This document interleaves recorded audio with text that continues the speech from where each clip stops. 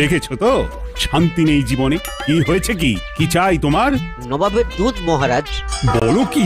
আমি যাচ্ছি এক্ষুনি।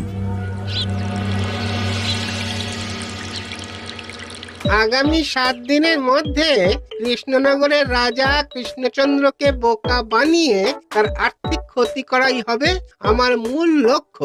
কৃষ্ণচন্দ্র যদি তার বিচক্ষণতা ও বুদ্ধির সাহায্যে সেই ক্ষতির হাত থেকে বাঁচতে পারে, তাহলে আমি নিজে হাতে তাকে পুরস্কৃত করব। নতুবা নতুবা? নতুবা তাকেও আমাকে ওই 7 দিনের মধ্যে বোকা বানিয়ে আর্থিকভাবে ক্ষতিগ্রস্ত করতে হবে। নতুবা নতুবা? নতুবা কৃষ্ণচন্দ্রের সিংহাসন বাজেয়াপ্ত করা হবে আদেশক্রমে মুর্শিদাবাদের নবাব। ও মন্ত্রী, এবার কি হবে? কি আর হবে? সাবধানে থাকুন, নইলে আপনার গদি উল্টবে।